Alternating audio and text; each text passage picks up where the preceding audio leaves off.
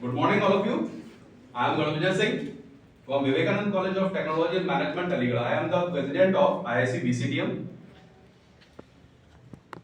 आज हम यहाँ पर सभी लोग इसलिए एकत्रित हुए हैं आपके बीच में कि हम नेशनल स्टार्टअप डे को सेलिब्रेट कर सकें। National startup day Modi ji ने, आपके प्रधानमंत्री मोदी जी ने 15 जनवरी 2022 को फर्स्ट टाइम ये कहा था कि हमें अपने इनोवेशंस को, जब तक हम उनमें इनोवेशंस को ग्रोथ चाहते हैं, नए इनोवेशंस चाहते हैं, तो हम अपने नए इनोवेटर्स को सम्मानित करें, उनके इनोवेशंस को सम्मान दें। इसी उपलक्ष्य में 16 जनवरी को डिसाइड किया गया कि हम नेशनल स्टार्टअप डे सेलिब्रेट करें।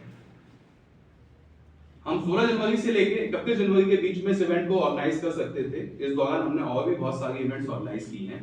आज हमारे बीच में दो स्पीकर्स हैं, डॉक्टर धर्मेश जी और मिस्टर झा जी। दोनों ही लॉ एक्सपर्ट हैं, लॉ कॉलेज में प्रोफेसर हैं, जो आपको आज इनोवेशन और इनोवेशंस को लेकर लीगल रिक्वायरमेंट, क्योंकि कई बार ऐसा होता है कि हम अपना स्टार्टअप स्टार्ट करने के लिए इनोवेशंस हैं, आइडिया है, लेकिन हमको ये नहीं पता कि एनओसी कहाँ से लेनी है, जीएसटी में रजिस्ट्रेशन कैसे होना है। बहुत सारी लीगल रिक्वायरमेंट्स होती है जिनको हमें फुलफिल करना होता है। तो कुछ इन चीजों पर प्रकाश डालेंगे, आपसे अपने आइडियाज शेयर करेंगे। तो इसी के साथ मैं नेशनल स्टार्टअप डे की आपको बधाइयां देता हूं और इस इवेंट को हम स्टार्ट करते हैं। इस इवेंट को स्टार्ट करने से पहले मैं हमारे बीच में Vivekananda college of technology management के डायरेक्टर डॉक्टर उदय शंकर जी उपस्थित हैं। मैं उनसे आग्रह करूंगा कि वो 1 मिनट के लिए मंच पर आएं और 2 शब्द आपसे कहें।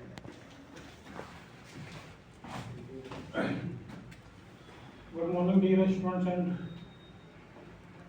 speakers of the day, and Mr. Ranvir Singh, organizer of this event. तो dear students, जैसे अभी सिंह साहब ने बताया कि मोदी जी ने डिक्लेयर किया कि हम 16 जनवरी को नेशनल स्टार्टअप डे सेलिब्रेट करें। तो जैसा कि सिंह साहब ने बताया, आपको पता होगा कि जो हमारी IIC काउंसिल है, ये this is related to the innovation and the innovation and startup are the same. आप ये कह सकते हैं कि जो स्टार्टअप है that is also the part of the innovation, जो हमारी IIC है, IIC is the, you can say it is the body of the HRD ministry. तो शायद आपको पता हो कि ऑल ओवर इंडिया में सिर्फ 471 ऐसे इंस्टीट्यूशंस हैं जो कि IIC में रजिस्टर्ड है, यानी या जिनको IIC का रजिस्ट्रेशन मिला है, जिसमें एक आपका कॉलेज भी है। ठीक है, तो बेटा ये जो स्टार्टअप है बेसिकली है क्या? पर मोस्टली जो स्टूडेंट्स हैं, आप यहाँ आए तो मोस्टली आप ये एम लेकर आए होंगे कि साहब हम जाएंगे और डिग्री हासिल करेंगे, उसके बाद में हमें जॉब मिल जाएगी। आपने ये देखा होगा कि जो मोदी जी हैं, उनका मिशन 2047 क्या है पता है आपको?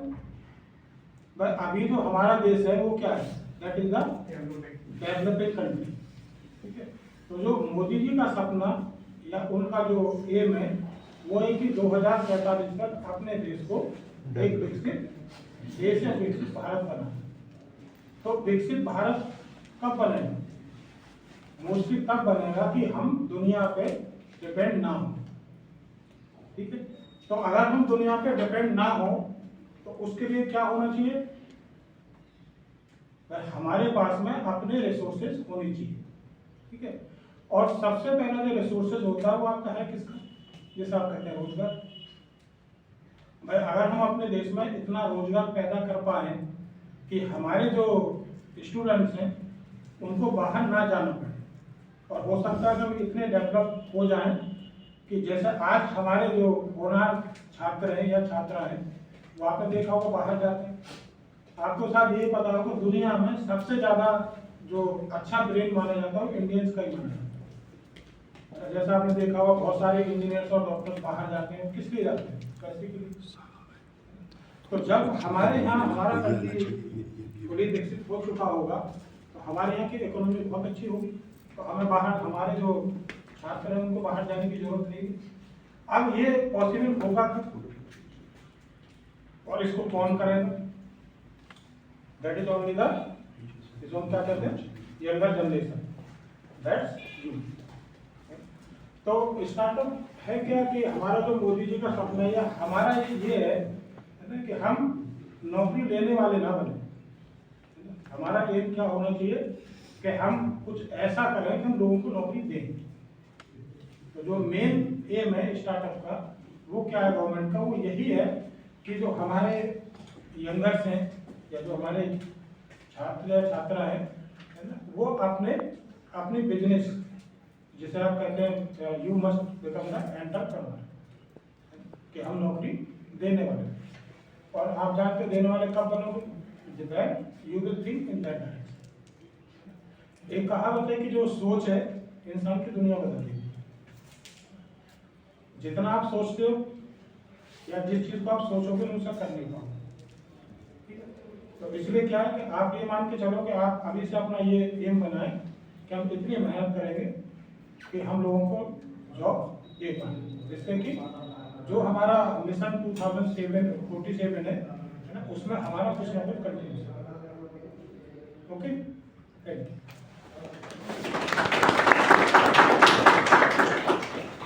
Thank you, Director. Startups unlocking the infinite potential. This is the theme for the National Startup Day of 2024. Startup unlocking the infinite potential. This is the theme. ये थीम है आपकी इस बार के स्टार्टअप डे की। तो इसी के साथ मैं सबसे पहले मिस्टर झा जी को इनवाइट करूंगा कि वो आए और आपके साथ अपने विचार साझा करें। Please sir.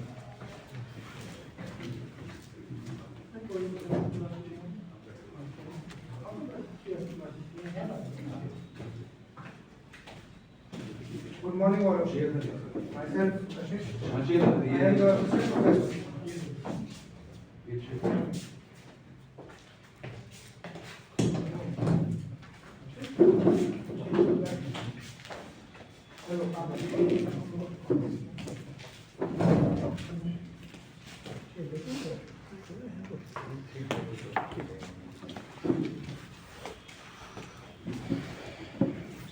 Good morning, all of you. Myself, I am working as an assistant professor in the Vivekananda College of Law. Now, for the first, as we all know, what is the main aim of Prime Minister Modi in 2047? It's to make the country a developing nation. And I just want to ask everyone, what is the basic requirement for a country to become a developed nation? That everyone should have jobs, right? Everyone must have a job, and we, as we all know, have a population of around 1.4 billion people. And if we are going to be dependent on the jobs which are created by other countries, then the acceptation of creating the job for all the persons in the country is not going to be achieved very easily. And that's why our Prime Minister launched a scheme called Startup India. Right? तो अब इसके बाद मैं आप लोगों से ये जानना चाहता हूँ कि स्टार्टअप इंडिया के बारे में आपने सुन लिया, आपने सुना, इनोवेशन की बात हो रही है सबसे ज्यादा। इनोवेशन के बारे में आप लोग क्या जानते हैं कि व्हाट इज इनोवेशन? एक नैरो व्यू देखा जाए तो मैक्सिमम लोग यही समझते हैं इनोवेशन का मतलब होता है कि टू इन्वेंट न्यू थिंग, कि आपने कुछ चीज नई खोज कर दी। बट नहीं, इसका इतना नैरो व्यू नहीं। इनोवेशन का मतलब कुछ चीज नई खोजना नहीं होता है, बल्कि इवन अगर आप कोई एग्जिस्टिंग टेक्नोलॉजी है उसको आप कॉम्पैक्ट बना सकते हो, इवन मेक इट चीपर। अगर आप सस्ता बनाते हो, that will also count to innovation. आपको इनोवेशन के अपने नैरो व्यू नहीं लेना कि भाई हमें कुछ है ना बिल्कुल नया ही खोजना। आप एग्जांपल ले सकते हो, इंडिया में मैक्सिमम स्टार्टअप्स हैं जिन्होंने कुछ नया इनोवेट नहीं किया, but what they did is just make the existing technology cheap. You can take the example of boat. क्या किस मार्केट को एक्सप्लोर किया उन्होंने? हेडफोन्स। बड़े बड़े प्लेयर्स एग्जिस्ट करते थे, Sony, JBL। What he did? Nothing, just cheap कर दिया, क्वालिटी मेंटेन रखी, convert the whole market, right? अब बात हम करते हैं इंडिया की रिगार्डिंग में कि अब इंडिया में इस चीज की जरूरत क्या है। Let's talk about America, US. Hardly population कितनी है? 30 crore, 30 crore something. They have a economy of 30 trillion dollar, 30 trillion dollar, 10 times bigger than us, और 1/7 ऑफ द पॉपुलेशन है हमारे से। रीजन, अब भाई सीधी सी बात है, और कमाल की बात यह है कुछ भी मैन्युफैक्चर नहीं करते अपने यहाँ, सारा का सारा काम आउटसोर्स होगा थर्ड वर्ल्ड कंट्रीज में, डेवलपिंग नेशंस में, चाइना, इंडिया, हर जगह पे आउटसोर्स करें। क्या करेंगे? सिर्फ इनोवेशन।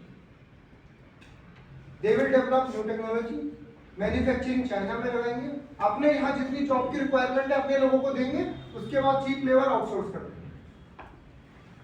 अब सीधी सी बात है, जब तक हम दूसरे देशों पर डिपेंड रहने वाले हैं इस इनोवेशन में और सिर्फ उनके आउटसोर्सिंग पे डिपेंड रहने वाले हैं, तो ये जो एम है अचीव करने का कि हम डेवलप नेशन बन जाए, ये कभी पूरा नहीं होगा। ऑब्वियस सी बात है, वो तो अपने रिक्वायरमेंट के हिसाब से देशों को चूज करते रहेंगे।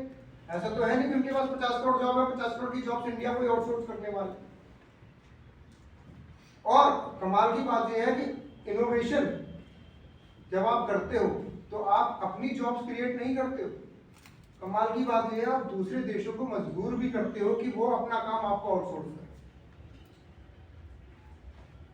अभी मैं कह रहा हूं कि आउटसोर्स नहीं करनी चाहिए, हमें अपने ऊपर डिपेंड रहना चाहिए, और मैं खुद कह रहा हूं कि आउटसोर्सिंग भी रिक्वायर्ड है। सीधी सी बात है भाई, देखो 140 करोड़ की पॉपुलेशन है, किसी से छुपा नहीं है कि इस देश में इनोवेशन होने के बाद ही 140 करोड़ लोगों को जॉब इंडियन कंपनीज तो पूरी तो नहीं दे पाएगी। हमारी रिक्वायरमेंट क्या होगी कि दूसरे देश भी मजबूर हो जाए सारा काम यहीं पे outsource. Take the example ISRO, नाम सुना है आप सब, मैनेजमेंट ऑफ इसमें।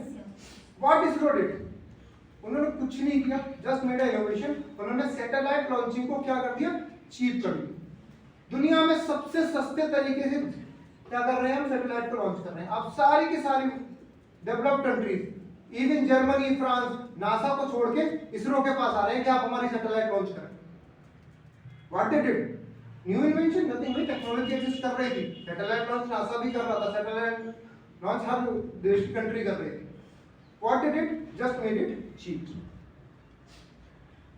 तो आप इनोवेशन के बारे में जो अगर आप समझते हैं तो इनोवेशन को ये मत समझिए कि भाई उसका एक बहुत ही नैरो व्यू है कि आपको कुछ इन्वेंट ही करना है, आपको आइडिया एक्सप्लोर करना है। उस आइडिया में आप क्या कहते हैं, लोगों को बेनिफिट कैसे दे सकते हैं। बेनिफिट बहुत तरीके से होते हैं, जो बेनिफिट अभी तक उनके पास नहीं मिल रहा।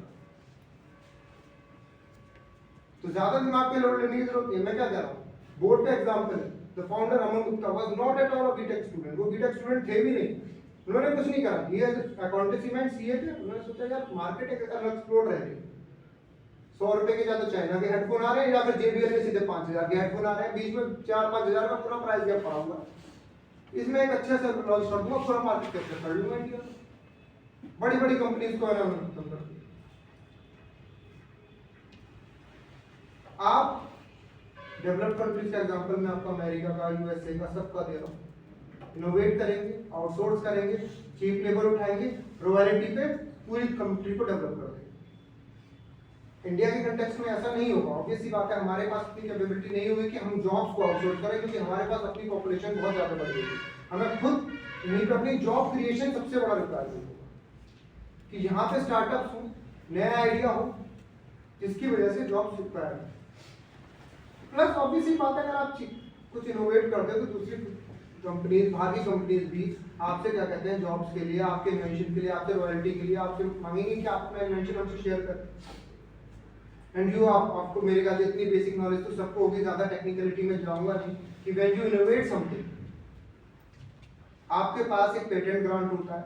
टेक्निकलिटीज ज्यादा मैं लॉ में जाऊंगा नहीं, that you get the patent for around 20 years. उस चीज को बनाएगी कोई भी कंपनी आपसे परमिशन लेके, तो आपको रॉयल्टी देगी।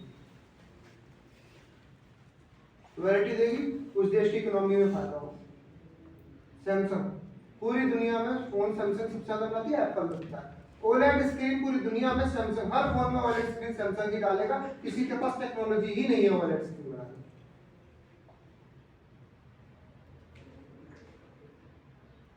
अब मोदी जी ने जो स्टार्टअप इंडिया कराया वो इसी चीज को लेकर करा, क्योंकि उन्हें पता है कि we at the population of 140 billion, we need economy of $75 trillion. To be considered as a developed nation.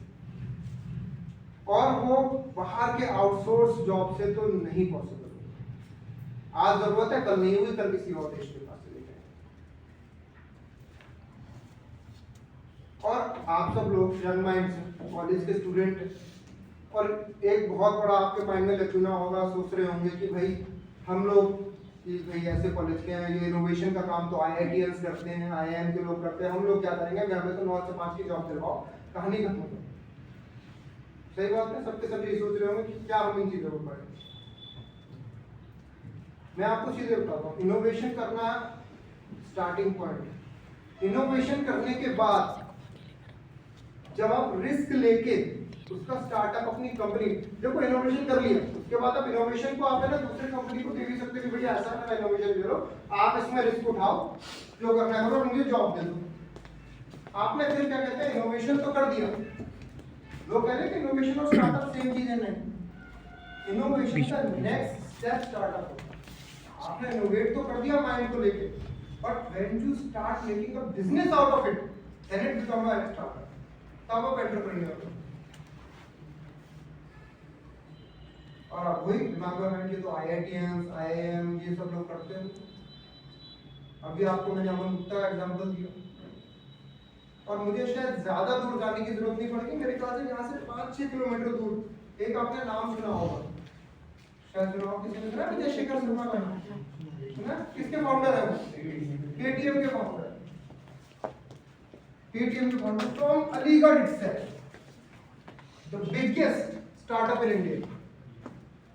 और कमाल की बात नहीं है, not a product of IIT IIM, AMU के बीटेक से रिजेक्टेड थे, एडमिशन नहीं मिला था उन्हें, एक स्टेट यूनिवर्सिटी से बीटेक है।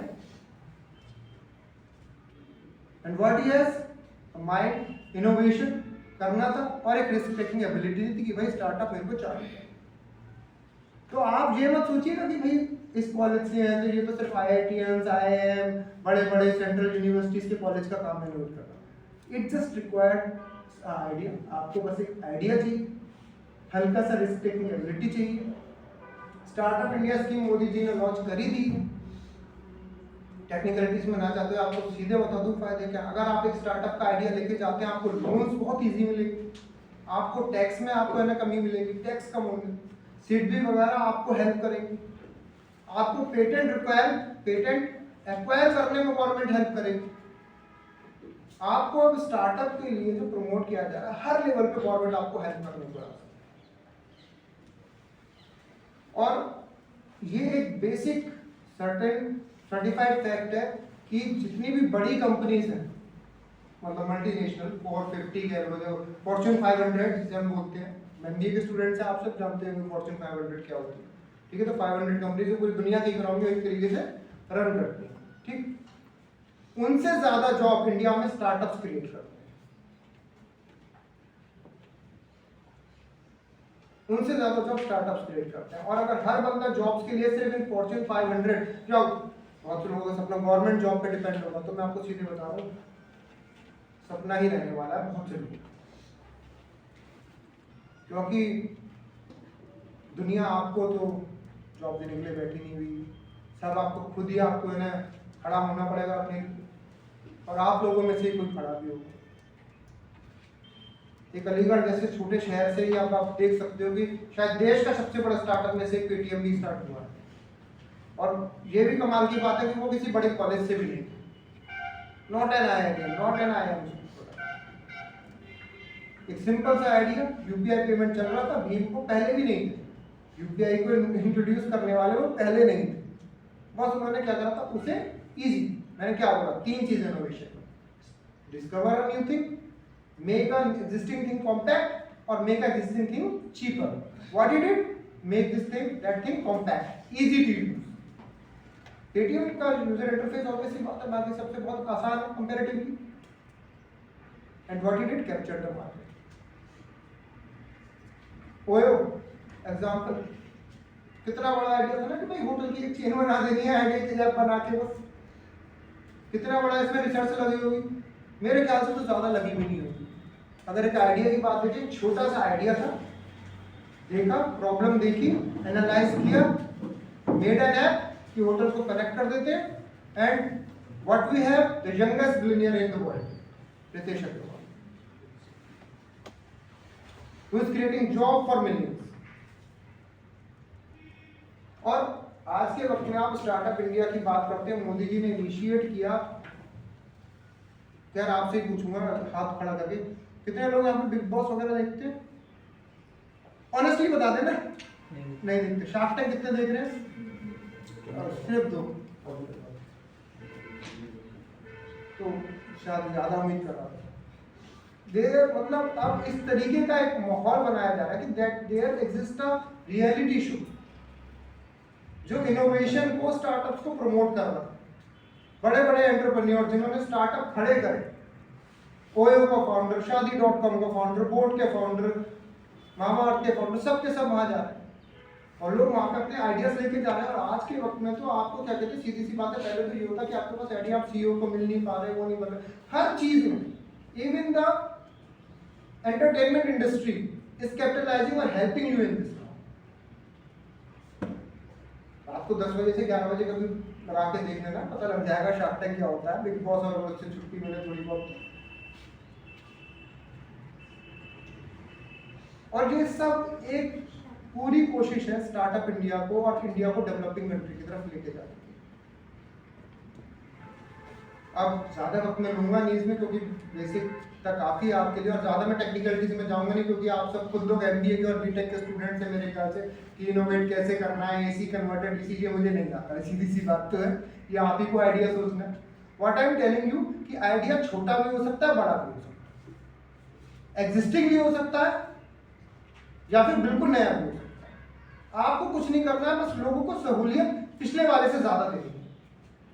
प्रॉब्लम 1000 दिखेंगे आपको दुनिया में, और एक आइडिया आपको वो कर सकता है। मैं कह रहा हूँ ओयो का जो एग्जाम्पल है ना, वो सबसे बेस्ट एग्जाम्पल। होटल की कमी सबको दिख रही थी कि भाई होटल ढूंढने जाते थे, कभी भी दूसरे शहर में गए, रिक्शा पकड़ा, रिक्शे वाला अपने यहाँ पे ना कमीशन तय होगा, वहां ले जाएगा और 500 रुपये बोलेगा, 500 रुपये का आपको कपड़ा दिला देगा, कमरा भी मिलेगा सब। कमी देखी, एक सिंपल सा ऐप क्रिएट कर दिया। That was an idea. कोई टेक्नोलॉजिकल रिक्वायरमेंट भी नहीं थी उसमें, उतनी तो ज्यादा भाई कोई ऐप बनाने में। Youngest billionaire, youngest. तो बस इसी के साथ मैं कंक्लूड करता हूँ। अपने पास ज़्यादा टाइम भी नहीं है, मेरे सबको भी बोलना है इसके बारे में, थोड़ी टेक्निकलिटीज आप कुछ बताएंगे इसके बारे में जो भी होंगी। तो बस यही मैं कंक्लूड करता हूँ। पूछना ठीक। Thank you sir.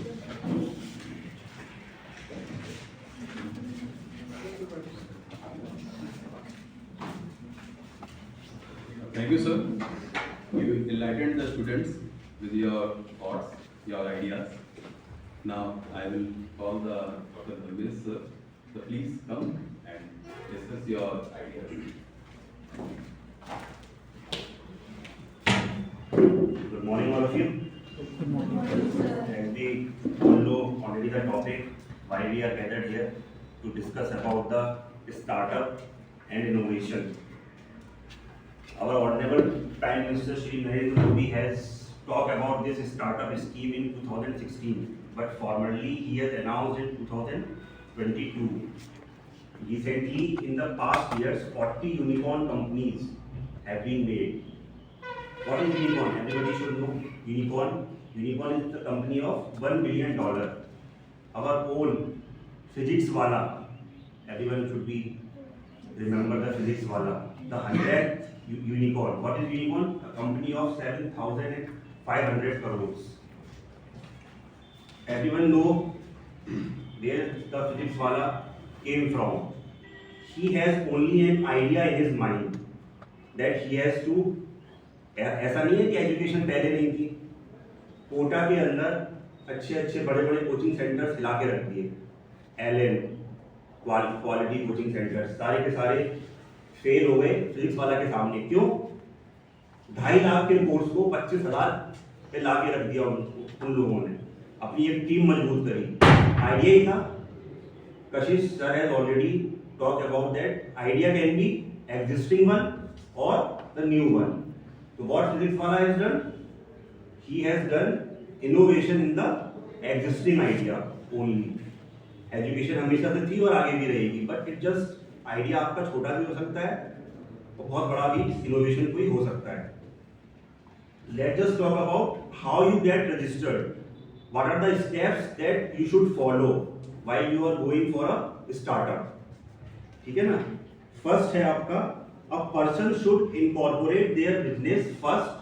First and foremost है आपको अपने बिजनेस को incorporate करना पड़ेगा in the form of private limited company or limited liability partnership or single person company. Private limited company means a cap minimum 2 persons and maximum 200 can form a private limited company, and a single person company can also form a startup. Basically you have to first incorporate yourself in the form of these three. Second, a person needs to log into the official website of the Startup India. Second point आपका, he has to log in the website of the Startup India and to register himself. Then Startup India will provide a registration number and OTP, and central government of India will recognize this registration number. Then third step is fundraising. You have to raise funds from the market, from the bigger corporate houses also. Obviously, if you are going to innovate something, you need funds. You need money to start something. It's not just like एक कमरे में बैठे रहे और कुछ market search नहीं किया तो उससे भी कुछ नहीं होने वाला।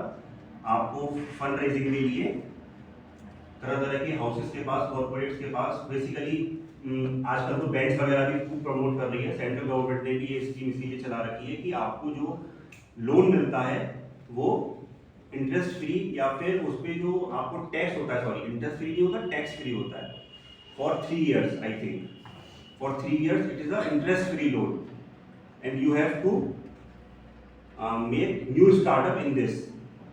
आपका fourth step है, since startups are exempted from the income tax benefits, therefore they may be recognized by these all startup scheme and startup things is work under Department of Industrial Policy and Promotion, DIPP, which is further work under Ministry of Corporate Affairs. Recently, we are celebrating our startup week from 10 to 16th January. 10 से 16 जनवरी तक हम startup week अपना मना रहे थे। उसके अंदर आपके प्राइज डिस्ट्रीब्यूशन हुआ, which is the best performing states and which is in the phase of developing states. So 3 and 4 states I think are the best performing states. Gujarat, Karnataka, Kerala and Tamil Nadu. These are the best performing states and they have earned the prize, in which Gujarat is consistently doing very good in the field of startup. He is bearing this prize from the past 3 years. Next step आपका क्या होगा? After successful registration of startups, website पे registration होने के बाद verification of documents, and you will be immediately provided with a recognition number. After registration in the website of Startup India, verification of documents will be done and you will be provided a registration number for IPR related benefits. What are IPRs? We have already Kashi sir had told you about patents, copyrights and many more. Patent is for 20 years. I think GI tag will not come under this IPR provision, but if GI tag is provided to any product of the state, basically GI tag is provided to the product for state only. GI tag is provided for 10 साल के लिए मिलता है, basically 10 साल के बाद आपको दोबारा रिन्यू कराना पड़ता है, but GI tag is not fall under this consideration. After successful registration and verification of the documents, you will be immediately provided with a recognition number for your startup along with the certificate of recognition. Certificate of recognition and registration number, these both are provided by the central government of India. Next question क्या हो सकता है? Who is eligible to apply under the startup India scheme. कौन eligible है? सब तो eligible नहीं होंगे ना, कोई कुछ तो क्राइटेरिया होगा ना उसका, इसकी टेक्निकलिटीज है। फर्स्ट है a company which is incorporated as a private company or a partnership firm or a limited liability partnership or a one person company। First requirement क्या होगी आपकी? It should be a company should be incorporated as a limited liability partnership or a private limited company or a one person company। Then it should be like applicable for the apply under the Startup India scheme। Second है आपका it has less than 10 years of history, that is less than 10 years have elapsed from the date of its incorporation registration। Means 10 years old company, a company should be a new one। 10 साल पुरानी company भी ज़्यादा पुरानी company नहीं होती है। आप अगर बिजनेस करने जाएंगे या देखेंगे तो बहुत बहुत बड़े कॉर्पोरेट हाउसेस बहुत सालों से बिजनेस कर रहे हैं, पर स्टार्टअप इंडिया स्कीम में आपको अप्लाई करने के लिए जो कंडीशन है वो ये है कि आपकी जो कंपनी होनी चाहिए वो 10 years old इनकॉर्पोरेट होनी चाहिए। Third, the turnover for all of the financial years since the incorporation and registration may not exceed 100 crores। means इन 10 सालों के अंदर आपका जो टर्नओवर है कंपनी का वो 100 करोड़ से ज्यादा एक्सीड नहीं होना चाहिए। ये 3 कंडीशन अगर आपकी फुलफिल होंगी तो आप स्टार्टअप इंडिया स्कीम में अप्लाई करने के लिए एलिजिबल होंगे। 10 years ओल्ड होनी चाहिए और 100 करोड़ से ज्यादा आपका टर्नओवर 10 साल के अंदर आपकी कंपनी का नहीं होना चाहिए। नेक्स्ट क्वेश्चन आता है what are the benefits of startup. आप स्टार्टअप करेंगे तो उससे फायदा क्या होगा? फर्स्ट तो कशिश सर ने आपको बताया ही कि अगर आप स्टार्टअप करेंगे तो आप जॉब जनरेट करेंगे, आप खुद तो अर्न करेंगे पर आप दूसरों को भी अर्न कराएंगे, ठीक है ना। तो पहला तो है जब स्टार्टअप इंडिया के बेनिफिट्स आए, मोदी जी जो स्टार्टअप इंडिया स्कीम लाए उसके लिए जो उन्होंने बेनिफिट्स दिए उसमें फर्स्ट बेनिफिट क्या है? To reduce the patent registration fees. Patent registration fees under the startup India scheme has been reduced. Second, improvement of the bankruptcy code ensuring a 90-day exit window। means ये जो आपका bankruptcy code है, जो bank fraud होते हैं, जो loan लेके जो चुकाते नहीं है, उस चीज को भी सॉल्व आउट किया गया। Third, to provide freedom from inspection and capital gain tax for first 3 years of operation. Benefit of startup क्या होगा? फर्स्ट 3 years के लिए आपको टैक्स बेनिफिट मिलेगा, आपको कोई टैक्स पे नहीं करना है for the first 3 years only. Fourth, to create an innovation hub under the Atal innovation mission. As our prime minister Shri Modi ji has already have a target of 2047 to make India a developed nation। Under that target, one mission is also going on, Atal Innovation Mission, in which innovation hub is creating, means to create new things or to make amendments in the existing things।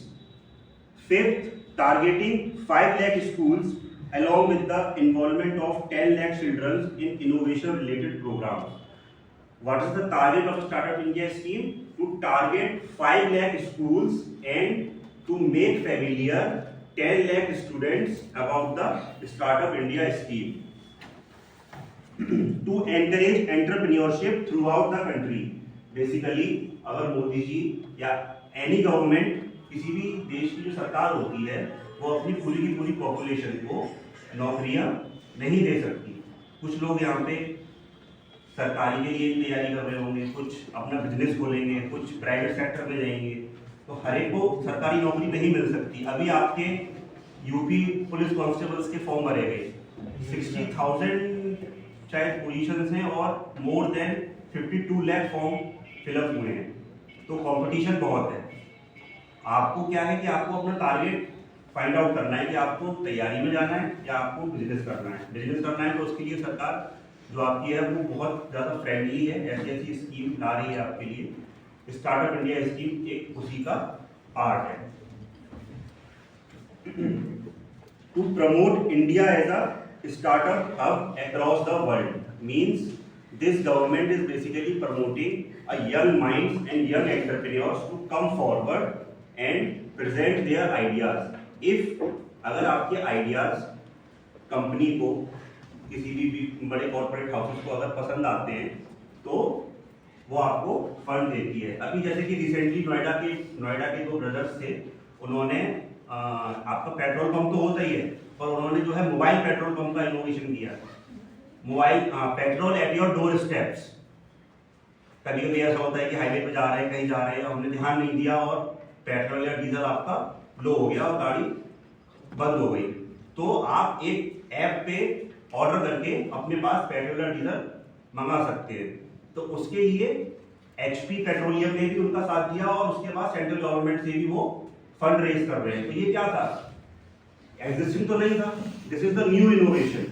तो you have to find out the areas and the gap between the technology to make present technology more friendly to the people, so that the present technology can reach out to each and every, irrespective of the place, city, town or village. तो आपको नए नए innovations या जो पुराने हैं उनमें भी अमेंडमेंट करके एग्जिस्टिंग नए नए इनोवेशन करते रहने चाहिए। Any question? Thank you.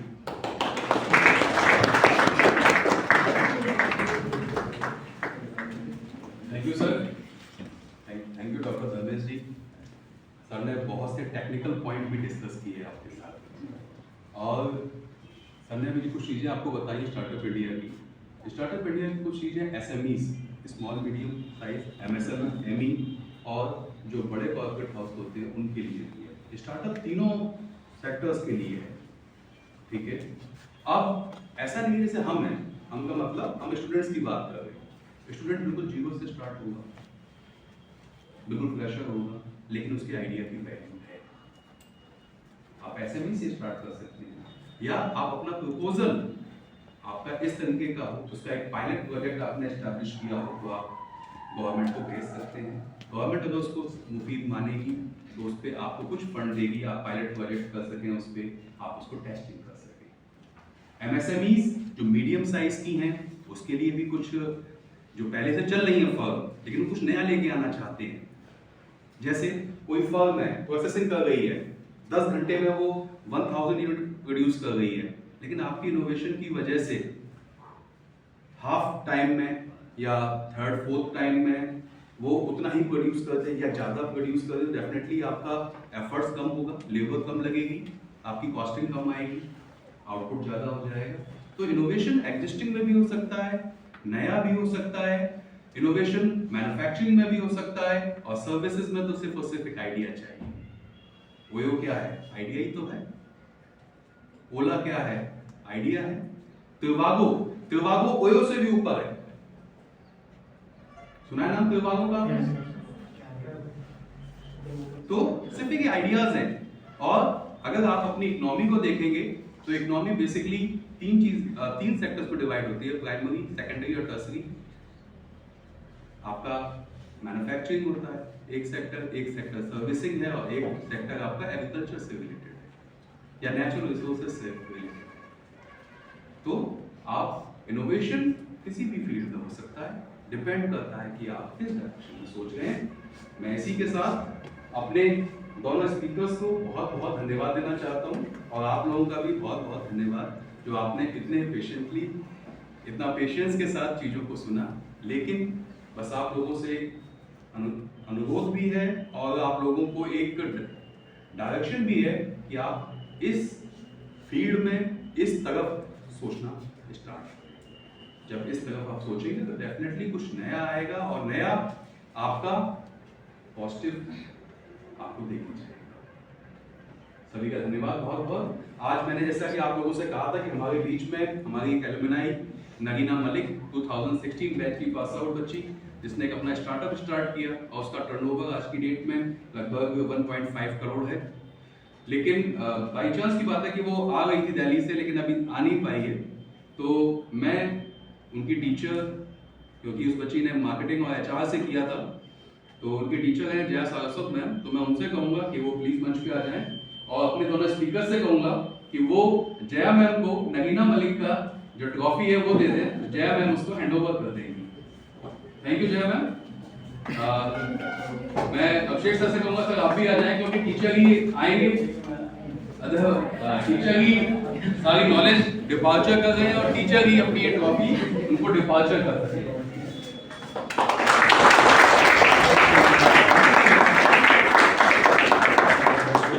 Thank you Jairam, thank you Abhishek sir, thank you Ramesh sir और झाजी सर। आप सभी का बहुत बहुत धन्यवाद। इसी के साथ हम उम्मीद करते हैं कि हम अपनी इवेंट्स को इस तरह से ऑर्गेनाइज करते रहें और इनोवेशन पे लगातार काम करते रहें। थैंक यू सभी को बहुत बहुत धन्यवाद।